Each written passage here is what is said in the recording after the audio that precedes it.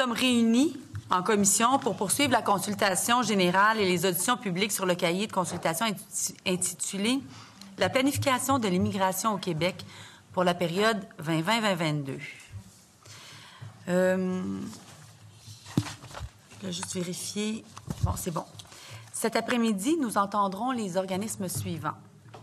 Le Service d'aide aux Néo-Canadiens, l'Association canadienne des conseillers professionnels en immigration, la Ligue d'Action nationale, le Conseil du patronat du Québec et le Mouvement Québec indépendant. Comme la séance a débuté à 14h07, est-ce qu'il y a consentement pour poursuivre nos travaux au-delà de l'heure prévue, soit à 17h52? Consentement. Je souhaite donc la bienvenue aux représentants du service d'aide aux Néo-Canadiens. Et je vous rappelle que vous disposez de 10 minutes pour votre exposé. À 1 minute de la fin, je vais vous faire un signe qui va vous permettre de pouvoir conclure en douceur. Et ensuite, nous procéderons à une période d'échange avec les différents membres de la commission.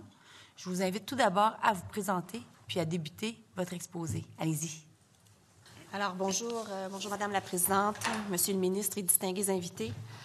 Je tiens à remercier la Commission de nous accorder ces quelques minutes afin de vous faire part du point de vue du service d'aide aux Néo-Canadiens quant aux orientations du Midi. Tout d'abord, je me présente, mon nom est Lucie Letendre et je suis présidente du conseil d'administration du Centre depuis 2017 et sur le conseil depuis 2014. J'ai avec moi Madame Mercedes Orellana, qui œuvre au Centre depuis plus de 26 ans. Elle en est la directrice générale et elle a elle-même bénéficié des services de l'organisation lorsqu'elle est arrivée comme immigrante au Québec. Et Mme Claire Denis, administratrice également, sociologue de formation, professeure retraitée du Cégep de Sherbrooke et qui a formé plusieurs cohortes d'étudiants en matière de communication interculturelle et d'enjeux liés à l'immigration. Quant à lui, le SANC, c'est l'acronyme que je vais utiliser pour le reste de la présentation, est une OBNL qui a été fondée en 1954. On a plus de 65 ans d'existence dans le domaine de l'intégration des immigrants au Québec.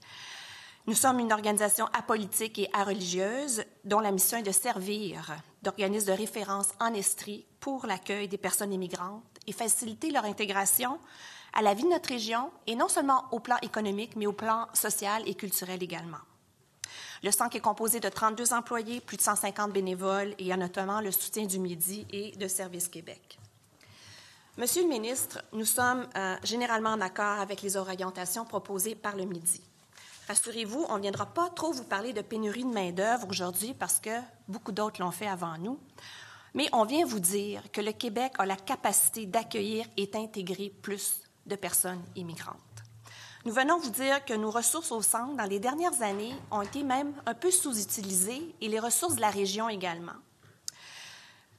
Vous venez d'ouvrir la porte, et c'est merveilleux, aux travailleurs temporaires et aux étudiants étrangers. Ici, il y a une ville au Québec qui peut se réjouir d'avoir une belle réputation en tant que ville étudiante, c'est bien Sherbrooke, et on espère être un peu plus occupés. De manière plus précise et dans un souci de collaboration et de coopération, on vient renforcer les orientations 1 à 6 et 8 à 10 avec quelques suggestions et commentaires. Par ailleurs, nous sommes en complet désaccord avec l'orientation 7 et nous y reviendrons dans quelques instants. Quant à l'orientation numéro 1, qui est le nombre de personnes immigrantes, nous sommes d'avis que le Québec a la capacité et les moyens d'accueillir 52 500 personnes, telles que vous le suggérez, mais dès le début de la période de référence, et non pas d'attendre en 2022 pour ce faire.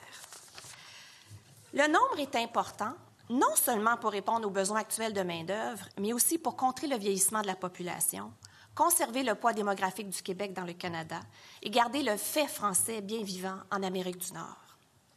Ceci dit, il ne faut pas non plus que ce chiffre se fasse au détriment des personnes réfugiées. On vit sur la planète Terre, il y a des bouleversements importants. Les réfugiés, il faut arrêter de penser qu'ils sont un fardeau pour l'État. Certains ont déjà une formation, ce sont déjà des immigrants dits économiques, et les autres, on peut les former. On peut les former à nos besoins et avec nos formations à nous. Sur ce, je vais passer la parole à Mme Orellana qui va vous entretenir sur les autres orientations et je reviendrai sur l'orientation numéro 7. Parfait, on va enchaîner avec les orientations 2, 3, 4, 5 et 6. Celles qui touchent à l'immigration économique, aux travailleurs étrangers au Québec, aux étudiants diplômés aussi et à l'arrimage avec le marché du travail. En fait, nous sommes d'accord avec une immigration majoritairement économique, mais il faut porter une attention particulière à notre capacité à les retenir au Québec. Dans les documents qui ont été soumis à la consultation, on est capable de voir effectivement que la partie de l'immigration économique, c'est celle qui a les pourcentages les moins élevés par rapport à la rétention. Le contexte actuel, c'est-à-dire où le travail est disponible, va aider évidemment à la rétention, mais on ne peut pas se fier qu'à cela. Il faut aussi penser à l'intégration sociale, parce que l'intégration économique va de pair. Elle est indissociable de l'intégration sociale et culturelle. Puis il y a des mécanismes qui existent déjà aussi pour faciliter cette intégration. Entre autres, la personne immigrante va s'enraciner dans son milieu parce qu'il y a aussi des membres de la famille qui sont ici ou parce qu'il y a un noyau important déjà de la communauté qui est présente au Québec. Sans vouloir ghettoiser l'immigration, ça aide aussi le fait d'avoir des membres de la communauté déjà dans une période de transition, surtout à l'arrivée aussi, afin de faciliter justement ce passage, cette intégration au début qui est importante. Nous croyons opportun de pouvoir suggérer d'inclure une question sur la présence des membres de la famille au Québec dans la déclaration d'intérêt et d'en tenir compte dans l'évaluation de la candidature dans la nouvelle plateforme d'ARIMA. Autre mécanisme qui existe déjà aussi au service d'aide aux Néo-Canadiens, c'est la formation en entreprise, en gestion de la diversité culturelle et en communication interculturelle ou dans les profils interculturels aussi des différents pays. Il faut donner les moyens aux entreprises de bien intégrer ces personnes puis de pouvoir préparer leur milieu de travail aussi au côtoiement des travailleurs d'origine immigrante puis pouvoir justement permettre que ça se passe bien en emploi. Nous sommes heureux de constater que le ministère a déjà annoncé des mesures afin de prendre en charge ces personnes dès leur arrivée et même avant à l'élargissement des services de francisation et à donner des moyens pour que ça puisse les attirer en région en parlant des différentes régions du Québec, en dehors de Montréal. Donc, il faut tenir justement en compte de pouvoir accélérer les efforts pour améliorer la régionalisation de l'immigration. Nous encourageons aussi le gouvernement à continuer à faire des efforts afin de soutenir les immigrants à passer de leur statut de résident temporaire à résident permanent pour tous les avantages qui ont déjà été identifiés dans les différentes recherches. Ce sont des catégories de personnes ou des statuts d'immigrants qui représentent une opportunité privilégiée pour le Québec. Ensuite, évidemment, le Québec compte un certain nombre de travailleurs temporaires qui veulent s'installer ici. Leur expérience de travail au Québec peut aider déjà aussi à leur faciliter l'expérience de vie chez nous. En ce qui a trait à l'orientation 8 et 10, nous désirons vous féliciter pour l'accès aux cours de français, autant pour les conjoints des travailleurs temporaires et les étudiants internationaux. Toutefois, on vous demande un petit effort supplémentaire en ce qui a trait aux demandeurs d'asile. Je sais que c'est une catégorie bien particulière, mais c'est important parce que ce sont des personnes qui sont déjà sur le territoire en train de régulariser la situation. Nous savons aussi que ça ne relève pas la décision du ministère de l'Immigration, mais c'est des personnes qui comptent avec un permis de travail. C'est une main-d'œuvre aussi qui est disponible pour les entreprises et que ce soit pour une période transitoire de 2, 3, 4 ans, le temps qu'ils puissent obtenir leur décision de la Commission d'immigration et des statuts de réfugiés. C'est une main-d'œuvre qui est disponible et ça peut favoriser autant sur le plan du français, sur le plan démographique, sur le plan culturel aussi. La même chose pour les travailleurs de 45 ans et plus. Ce sont des personnes qui ont encore une vie active au travail. Et si on ne change pas la grille de sélection pour donner des points supplémentaires à des gens qui ont plus de 40 ans au moment de faire la demande d'immigration, mais on se prive probablement des candidats qui sont encore aussi capables de donner quelques années de vie économique à la société québécoise. Je vais encore redonner la parole à Mme Lucie Letang.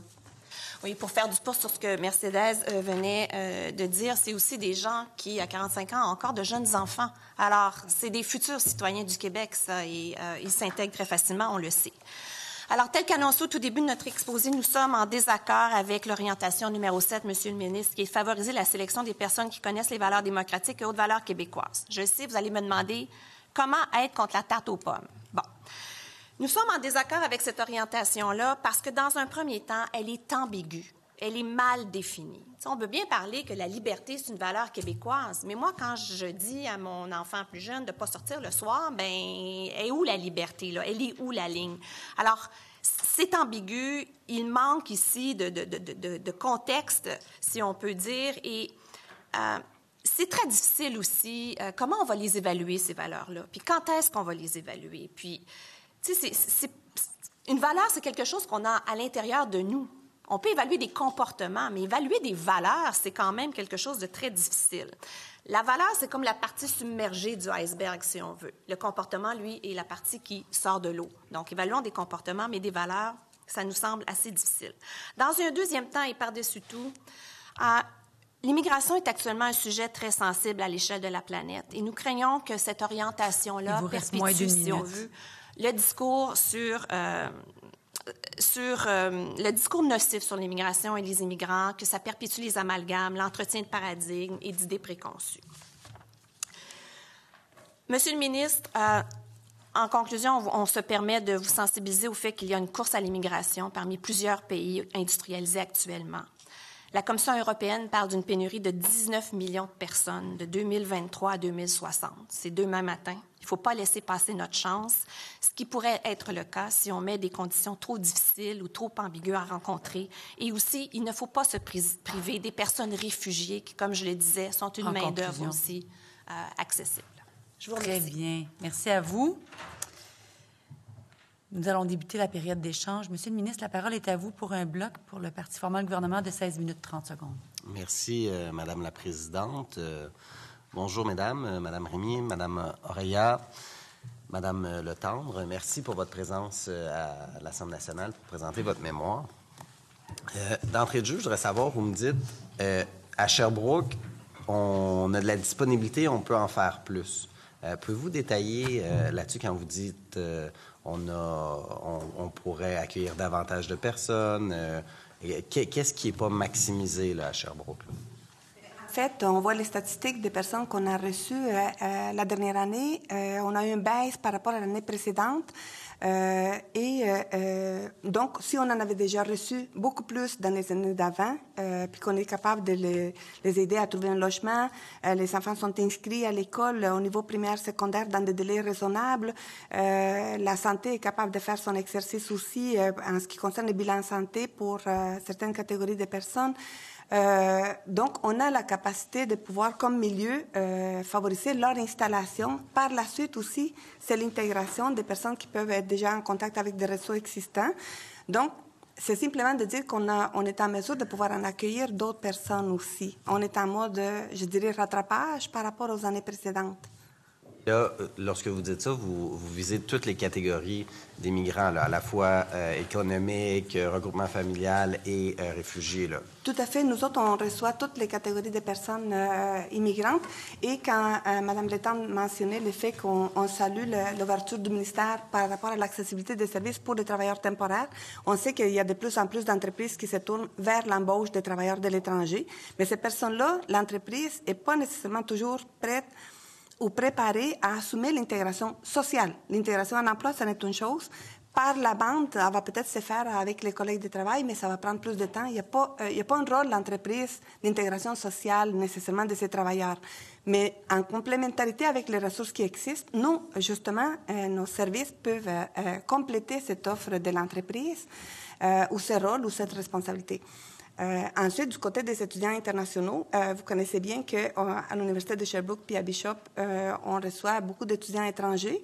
Et le fait de pouvoir accéder à certains de vos services, mais ça va nous aider parce qu'on travaille déjà en collaboration avec ces institutions aussi. Donc, on souhaite puis on espère qu'ils vont solliciter nos services davantage aussi. Bien, bon, allez-y. Si je peux juste me permettre d'ajouter, Monsieur le ministre, c'est ça qu'on veut aussi accentuer, c'est qu'il y a de la place en région. Il y a de la place en région pour accueillir des immigrants. Puis il y a 14 villes au Québec qui ont des organisations semblables à la nôtre. Alors, il faut s'en servir. Et puis, oui, chez nous, comme Mercedes le disait, il y a du logement. Les écoles ne débordent pas comme à Montréal. Alors, il faut... ayez ça en tête, s'il vous plaît. Bien, je suis très d'accord avec ce que vous dites, parce que c'est un des objectifs aussi du gouvernement du Québec, depuis qu'on a été élu, de mettre l'accent sur la régionalisation de l'immigration. Et vous savez, la majorité de l'immigration se concentre à Montréal, mais il y a des besoins dans toutes les régions du Québec, notamment pour les entreprises. Et là, je ne vise pas uniquement les travailleurs qualifiés, supposons, mais comme vous le dites, effectivement, les demandeurs d'asile, pendant le temps qu'ils sont sur le territoire québécois, peuvent intégrer un emploi, les personnes réfugiées aussi, le regroupement familial. Quoique le regroupement familial, ça dépend parce qu'on vient rejoindre souvent quelqu'un de sa famille. Cela étant dit, effectivement, pour assurer la vitalité de toutes nos régions, bien, il faut s'assurer d'une régionalisation de l'immigration. Au niveau des travailleurs qualifiés, c'est pour ça que j'ai dit qu'on allait donner priorité aux personnes immigrantes qui avaient une offre d'emploi validée en région. On allait les prioriser. Même chose aussi, il y a des efforts à faire du côté du gouvernement, d'offrir des services en région. C'est pour ça que la semaine dernière, quand j'ai annoncé le parcours d'accompagnement personnalisé, bien, les agents d'aide à l'intégration vont être principalement en région, justement pour qu'on puisse faire le lien avec les organismes comme le vôtre et que le ministère soit là à toutes les étapes aussi pour assurer une présence terrain aussi. Puis je pense que c'est un des éléments qui a manqué au ministère de l'Immigration, le fait d'avoir tout rapatrié à Montréal et de ne pas avoir été présent sur le terrain. Parce que l'idée là, du ministère, c'est pas de venir enlever ce que vous faites de bien sur le terrain avec les personnes migrantes. Vous êtes les plus spécialisés, mais c'est d'être là en support, puis vraiment aussi d'amener un support pour la personne migrante, une personne à qui elle peut se référer au ministère de l'Immigration. Donc, on veut vraiment travailler en collaboration avec vous à ce niveau-là, au niveau de la régionalisation. Puis je pense que c'est tout le Québec qui va gagner, notamment aussi en ce qui concerne l'intégration. Puis vous le disiez, les entreprises aussi, parfois, elles ne sont pas outillées. Alors, c'est toute la collectivité là, qui doit être présente pour l'intégration. Parlons un peu de l'orientation 7 sur les valeurs québécoises exprimées par la Charte des droits et libertés de la personne. Nous, notre objectif, c'est de faire en sorte que les gens adhèrent à ces valeurs. Et lorsque vous dites c'est un peu flou, bien, on a discuté abondamment en commission parlementaire dans le cadre du projet de loi 9 sur ce constituent les valeurs québécoises et c'est celles qui sont exprimées dans la Charte. Je donne un exemple, la non-discrimination fondée sur l'orientation sexuelle. L'égalité entre les hommes et les femmes, la laïcité. Ça, c'est des concepts pour la société québécoise qui sont importants. Alors, on est dans cette logique-là de dire, bien, écoutez, l'immigration, c'est une responsabilité partagée, mais nécessairement, lorsqu'on vient dans une société d'accueil, on doit s'engager à respecter les codes qui régissent la société. C'est un peu dans ce sens-là qu'on le présente. Je ne sais pas si ça vous éclaire aussi sur l'orientation du gouvernement à ce niveau-là? Bien, les orientations dont vous parlez ou les valeurs ou les normes dont vous parlez, évidemment, on a suivi effectivement la commission 6 sur le projet de loi auquel vous avez fait référence. Puis comme je vous dis, on ne peut pas être contre la tarte aux pommes. Je pense qu'il faut simplement clarifier le message ici. Si on parle d'égalité homme-femme, bien, disons-le qu'on parle d'égalité homme-femme. Puis il faut être juste conscient que aussi, il ne faut pas penser que les immigrants ne les connaissent pas nécessairement, ces valeurs-là. Puis parfois, ces discours-là, ces discussions-là autour de ces thèmes-là, bien, ça renforce un peu le message que les immigrants sont très différents des gens qui habitent le Québec.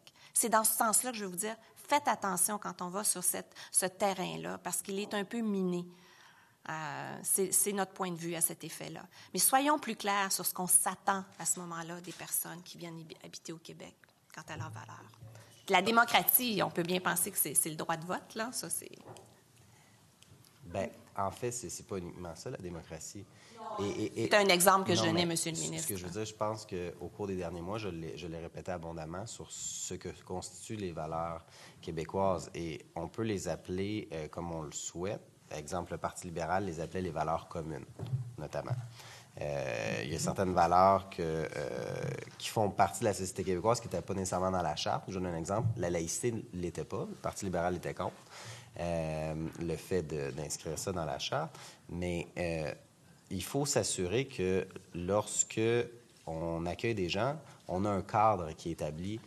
Quels sont les paramètres de la société québécoise? Puis je pense que c'est pas mauvais de dire clairement ce à quoi la société québécoise, elle tient. Puis c'est pas une question d'opposition de dire les personnes migrantes ne connaissent pas les valeurs. Il y a un effort qui doit être fait de la société québécoise pour diffuser ces valeurs-là, renseigner et dire ce sur quoi est bâti et ce sur quoi on veut bâtir la société québécoise un peu. C'est la vision que le gouvernement a parce que je pense que c'est ça qui cimente notre société puis qu'on établit clairement dès le départ ce sur quoi est fondée notre société puis notre vivre ensemble collectif à ce niveau-là. Peut-être, Madame la Présidente, je céderai la parole à des collègues. Je sais que j'ai des collègues qui veulent poser des questions.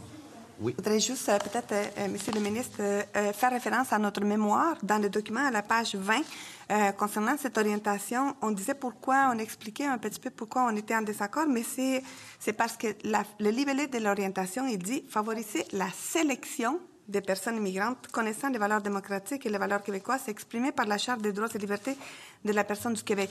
Or, ce qu'on dit, c'est que de faire le lien entre la sélection, la grille de sélection versus la connaissance des valeurs démocratiques, le Québec n'a pas toute la responsabilité de la sélection quand on parle de certaines catégories de personnes immigrantes, dont les personnes réfugiées, par exemple, où le gouvernement fédéral a sa part des choses à faire.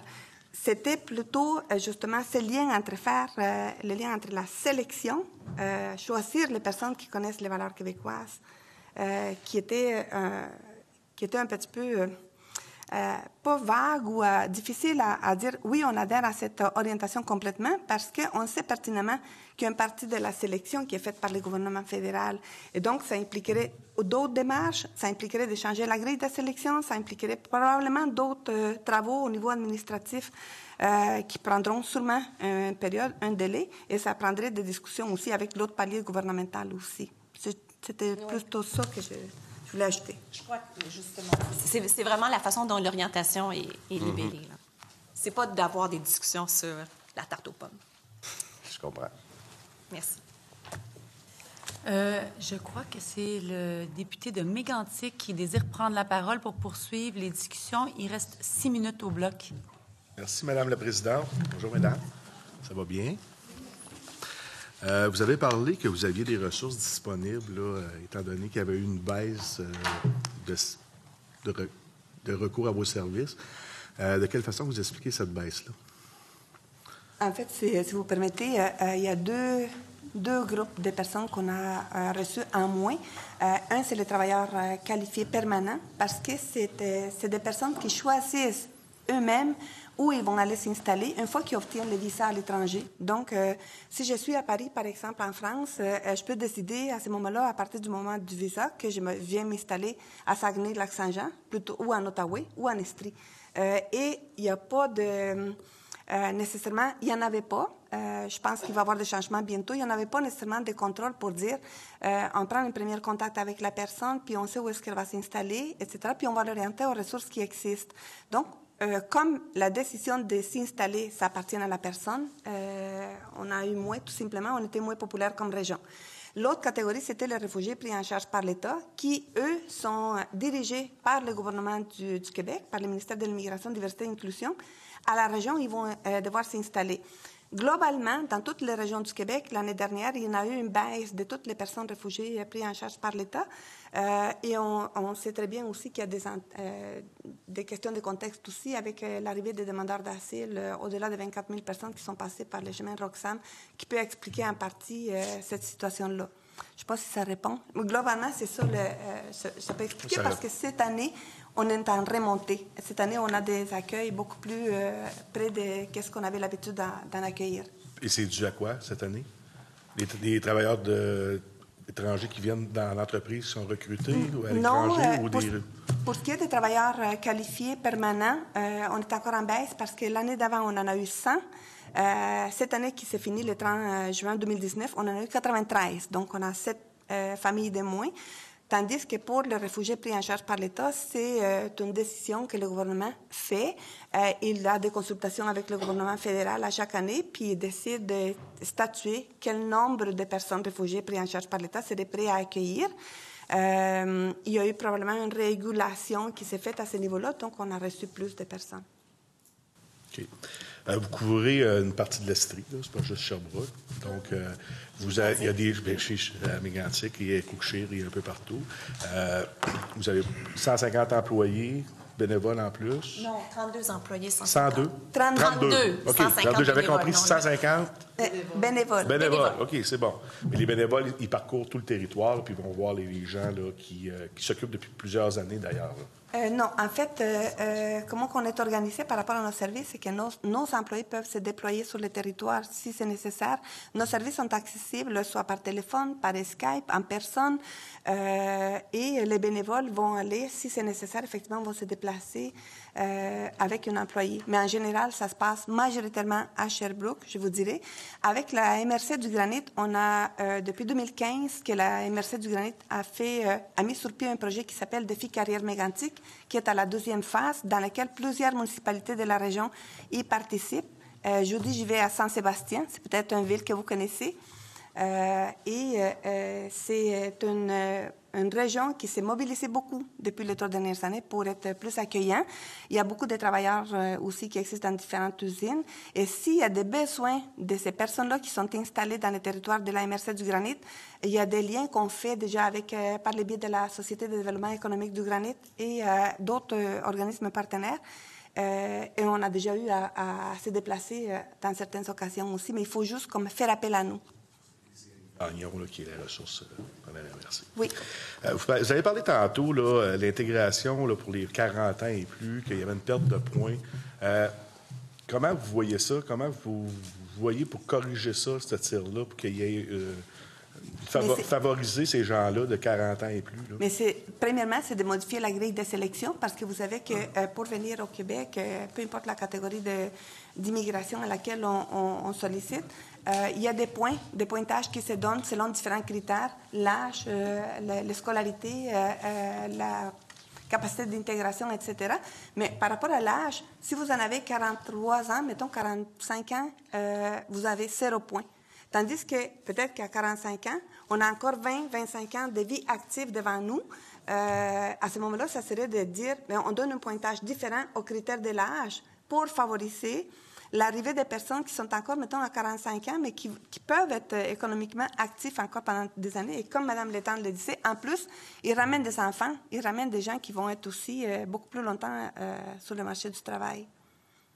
C'est vraiment en favorisant, en modifiant la grille de sélection, puis en donnant plus de points sur les critères de l'âge.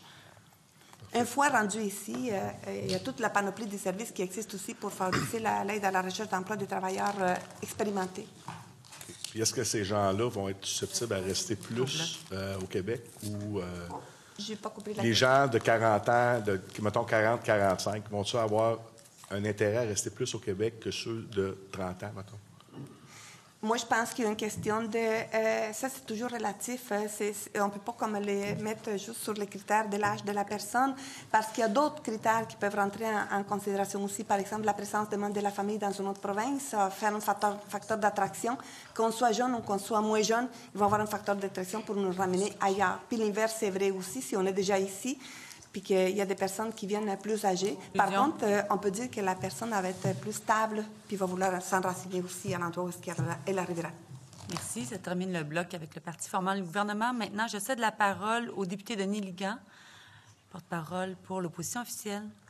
Merci, Madame la Présidente. Mesdames, merci pour votre présence. Et vous savez quoi? Vous m'avez donné le goût de venir vous visiter. Je suis impressionné par la qualité de ce que vous faites pour toute l'Estrie. 150 bénévoles. J'ai déjà eu l'occasion de gérer des bénévoles dans la vie, une dizaine, pas une 150. Je vous salue. Bravo pour tout ce que vous faites. Et ça démontre que le Québec et ses régions ont la capacité d'accueil. Et vous l'avez démontré. Ma question est la suivante. Pensez-vous que le gouvernement fait fausse route avec ses seuils et que le slogan « en prendre moins, en prendre soin » ne tient plus la route, vu qu'on a la capacité d'accueil en région? Moi, j'ai toujours pensé, puis ce n'est pas la première planification triennale à laquelle on participe, ce n'est pas la première consultation. On a toujours tenu ce discours qu'on a la capacité d'intégrer puis d'accueillir plus de personnes immigrantes sans regard au statut d'immigration. Ce qui va être différent d'un exercice à l'autre, c'est la question de jouer avec les catégories, les différents statuts, etc. Donc, je pense que c'est important de garder en tête que si on veut, pas seulement pour la question du marché du travail, mais aussi pour contrer l'effet démographique, pour la pérennité du français dans notre province, c'est important de continuer à recevoir des personnes Vous avez très bien soulevé les enjeux, la pérennité du français, le fait de parler le français, le poids démographique du Québec au Canada, c'est aussi très important, vous l'avez soulevé. Et je comprends vraiment vos préoccupations, mais aujourd'hui, vous avez en face de vous un gouvernement qui, lors de la dernière élection, a décidé de diminuer les seuils à 40 000. Et là, maintenant, on va aller progressivement à 52. Et vous dites le contraire au gouvernement. Ça n'a pas de bon sens. On a la capacité d'accueil. Comment contrer ce discours que d'un côté, on dit qu'on n'a pas la capacité et d'autre côté, vous êtes les acteurs du milieu. Normalement, le Midi doit vous écouter parce que vous êtes en contact et vous êtes sur le terrain. Comment vous leur dites aujourd'hui que vous avez la capacité d'accueil et ce n'est pas bon de diminuer les seuils, il faut aller à 52 000 aujourd'hui? Bien, je crois qu'on a dit ce qu'on avait à dire, qu'effectivement, on a la capacité d'accueil. On a dit au ministre aussi qu'on pense qu'on peut accueillir ces 52 500 personnes dès le début de la période triennale. Le ministre tient cette consultation pour nous écouter. Alors là, voilà. Et le ministre a confirmé qu'il est là en mode écoute, donc j'espère que ce que vous avez dit par rapport à la capacité d'accueil va sonner dans l'oreille du ministre et que le Québec est prêt à accueillir plus de ce qu'on accueille maintenant. Je suis curieux à vous entendre par rapport à l'orientation 7. J'ai entendu que vous êtes contre. J'ai entendu vos explications, vos arguments à la question du ministre. Si je vous repose une autre question, je vous dis, cette orientation, c'est à réécrire. Comment vous allez la libeller? Si vous avez une façon de voir, de revoir à la lumière des explications que vous avez évoquées, comment réécrire cette orientation? Oui, mais en fait, je pensais que tu Désolée, on ne s'est pas vu. Mais on peut répondre tous les deux, si vous voulez. Mais en fait, je vais... Très bien. Je vais amorcer la réponse, si vous voulez, puis Mme Letendre pourra compléter. Est-ce qu'on a besoin de la réécrire? Premièrement, je sais que c'est mal élevé de répondre à une question par une question, mais mon premier réflexe, ça serait de dire, est-ce qu'on a besoin de la réécrire? Parce que dans notre texte de mémoire, on explique très clairement que dans notre travail quotidien, on applique les valeurs démocratiques avec les nouveaux arrivants qu'on accueille dans nos services.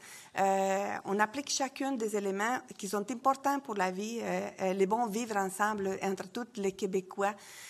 Et que c'est par les comportements qu'on a dans la vie de tous les jours, par le côtoiement face à notre voisin, à notre collègue, qu'on est capable de comprendre l'importance de l'égalité, par exemple, entre les hommes et les femmes, l'égalité entre les personnes, l'importance du français, etc. Donc, je pense que c'est plutôt de donner l'opportunité à ce que les personnes arrivent sur le terrain, sur le territoire, et apprivoisent. Vous savez, l'intégration, on dit que dans la courbe de l'intégration, quand la personne est à l'étranger du Québec, qui n'est pas encore mis les pieds, on peut idéaliser à partir d'une photo, voir la neige dans un paysage. Mais voir la neige puis la toucher, c'est pas pareil, c'est pas la même sensation. Voir une image d'un vent puis sentir la bourrasque qui vous rentre les froids dans vos os, c'est pas la même chose. Donc, il faut être en mesure, c'est vrai, de se donner l'occasion de vivre ensemble puis de comprendre un peu nos habitudes, nos traditions. Et là, on va aimer, on va apprendre les valeurs, comment ils sont vécus ici au Québec, parce que moi, mes valeurs, je ne suis pas originaire du Québec, mais j'avais quand même une valeur d'égalité entre les hommes et les femmes quand j'habitais au Salvador, mon pays d'origine, et je la chérissais, cette valeur-là. Mais j'ai appris aussi à voir comment elle se vivait ici au Québec, qui était différente de El Salvador. Donc, je pense qu'il faut donner la chance, à mon avis. Je vous remercie et probablement je suis dans la même situation que vous parce qu'avant de venir, j'ai vécu une tempête de sable, mais pas une tempête de neige. C'est toute une différence. Je comprends ce que vous venez de dire. Donc, selon vous, l'orientation 7 ne sert absolument à rien. Bien, en fait, elle sert à rien. Ce qu'on veut dire, c'est que c'est important de les vivre, ces valeurs-là, ici. Mais en tout cas, de la façon dont elle est libellée, elle n'est pas libellée, selon nous, de façon très à droite. Et comme Mercedes le dit, on pense que c'est en vivant ici qu'on va apprendre à vivre ces valeurs-ci. Oui. Votre expérience avec les nouveaux arrivants au niveau de la région de l'Estrie depuis plusieurs années, avez-vous senti une inquiétude par rapport à ces valeurs démocratiques? Je ne parle pas uniquement de l'égalité homme-femme, mais l'ensemble des valeurs québécoises. Est-ce que vous avez senti une inquiétude que les gens avec qui vous travaillez, est-ce que vous avez senti une menace ou une inquiétude par rapport au respect des valeurs démocratiques depuis le temps que vous travaillez avec les nouveaux arrivants? Moi, j'ai senti plus une inquiétude de la part de certains collègues qui portent le voile, par exemple, et qui se sentent regardés de façon différente depuis un certain temps, qui font face peut-être à des commentaires qui sont moins respectueux. Mais pour le reste des personnes, je n'ai pas senti d'inquiétude. Si on parle de la communauté africaine, latino-américaine, européenne, non. Mais quand je parle d'inquiétude, c'est que les gens avec qui vous travaillez ne respectent pas les valeurs québécoises. Je vais revenir au cas du voile, mais je parle des gens avec qui vous travaillez et vous sentez qu'il n'y a pas, genre, par exemple, le principe de l'égalité homme-femme. Est-ce que vous avez senti ça, un besoin de consolider à ces gens? Écoutez, là, au Québec, là, l'égalité homme-femme, c'est non négociable. Est-ce que vous avez été témoin de ça? Témoin dans différentes situations, mais je vais vous dire, honnêtement, à chaque fois qu'il y a une situation problématique à ce niveau-là, il y a une intervention très rapide qui s'est faite par les personnes concernées aussi. Ou, par exemple, disons, dans les milieux de travail, on va sentir un inconfort d'une personne qui... l'inquiétude est de deux côtés, je vous dirais. Autant une personne qui travaille dans un endroit et qui n'était pas habituée à recevoir des ordres d'une femme qui est en position d'autorité, la personne, elle sentait... évidemment, il y a un choc, il y a une adaptation qu'il faut faire, puis c'est ça que j'ai expliqué quand je disais qu'il faut donner le temps puis l'éducation pour pouvoir expliquer à la personne comment ça se vit. C'est là où je comprends que vous ne pouvez pas mesurer ça par des tests, mais plutôt le vivre sur le terrain. Et d'expliquer à la personne pourquoi. Et l'inverse, l'autre côté de l'inquiétude aussi, ça se vit. Un directeur, une directrice des ressources humaines, par exemple, femme, qui est en train d'embaucher quelqu'un, mais qui dit, moi j'ai une crainte parce que j'ai peur que cette personne-là, il ne voudra pas recevoir des ordres de ma part. Mais là, il faut expliquer à la personne, justement, qu'il y a un exercice à faire de deux côtés, pour que la personne comprenne comment ça se fait ici au Québec. Merci. Mon collègue... ouais. Okay. Oui, en 2 minutes, Madame la députée de Bourassa-Sauvé. OK. Oui, brièvement, vous avez parlé tout à l'heure des réfugiés. Vous avez parlé de cette perception des réfugiés comme un fardeau. Et vous dites que ce n'est pas ça du tout. J'aimerais que vous nous parliez justement de cette capacité d'intégration, cette capacité de travail des réfugiés. Essayez de défaire ce mythe-là que certains peuvent avoir. Je pense que dans notre mémoire, on donne une proposition à la fin en disant au gouvernement, est-ce que c'est possible de faire une recherche pour mesurer l'impact, et là on parle de mesures, pour mesurer l'impact de l'apport de l'immigration humanitaire, les réfugiés, au Québec, à travers différentes villes au Québec. Nous, on est dans une région où est-ce qu'on a 2 tiers des personnes réfugiées, si on prend les réfugiés pris en charge par l'État et les réfugiés parrainés par les privés, et 1 tiers de l'immigration économique. Mais je suis convaincue qu'on serait capable de démontrer que les réfugiés qu'on reçoit, une fois la période de transition faite au niveau de l'installation, les premières années, la personne, elle devient économiquement active, elle va payer des impôts comme tout le monde, elle va apprendre la langue, elle va s'intégrer, elle va faire des enfants, elle va grandir sa famille. Donc, il y a un impact économique quand même intéressant aussi à regarder. Et même s'il y a un investissement social au début, à la longue, on est gagnant.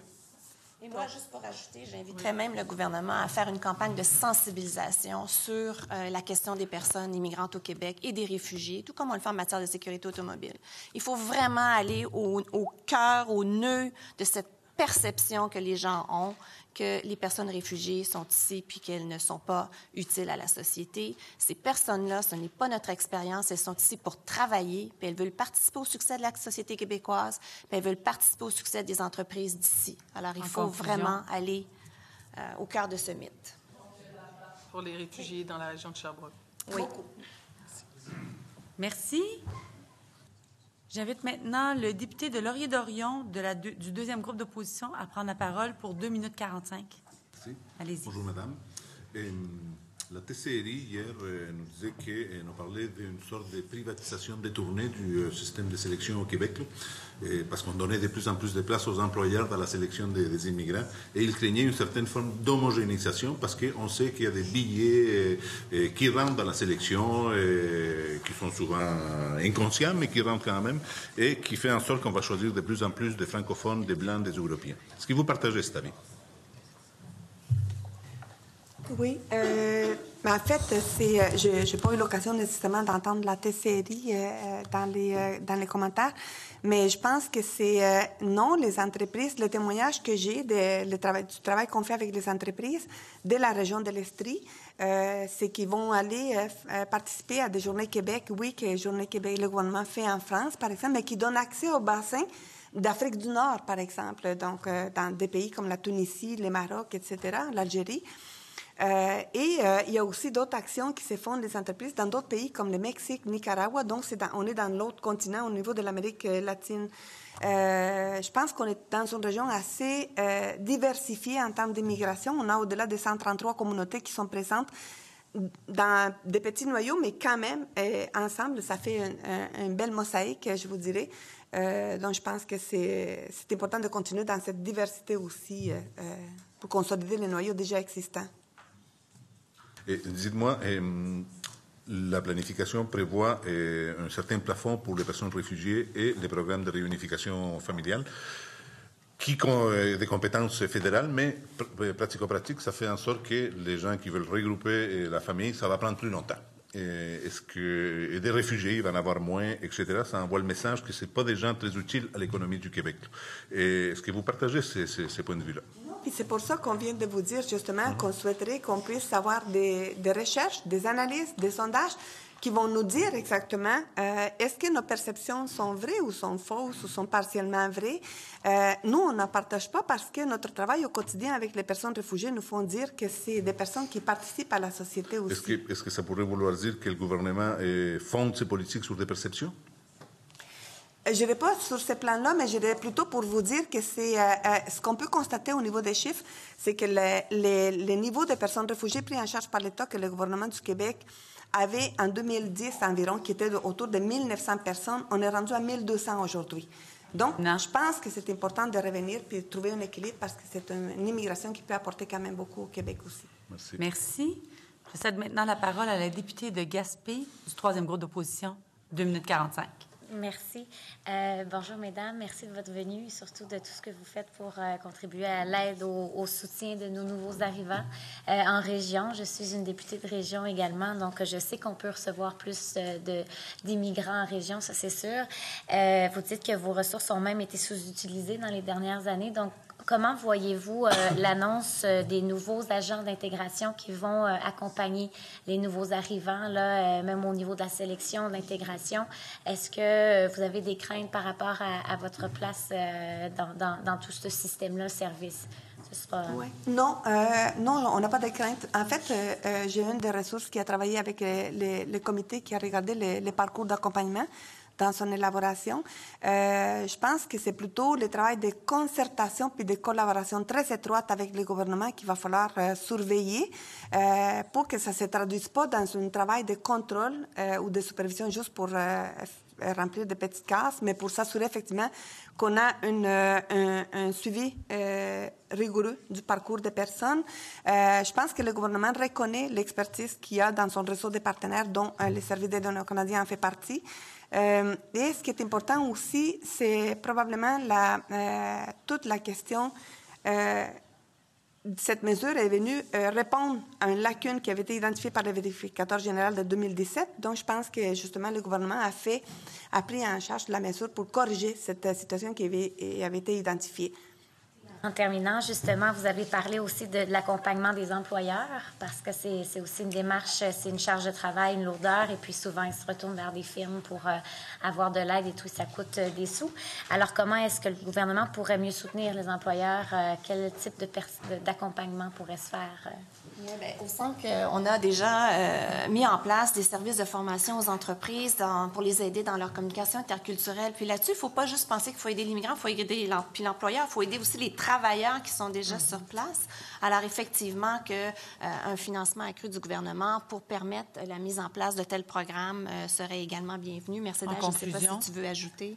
Bien, en fait, je pourrais juste vous dire qu'à travers les services aux entreprises de Services Québec, il y a déjà probablement une porte aussi qu'on pourrait exploiter davantage. Le gouvernement pourrait vérifier l'assouplissement de certaines mesures ou l'ajout de certaines mesures pour que les entreprises puissent y avoir accès et faire la promotion surtout des services qui existent déjà dans des organismes comme le nôtre pour la formation en gestion de la diversité culturelle. Merci. Ça termine votre exposé et le bloc d'échange. Je suspends momentanément les travaux pour permettre au prochain groupe de prendre place. Merci encore pour votre contribution.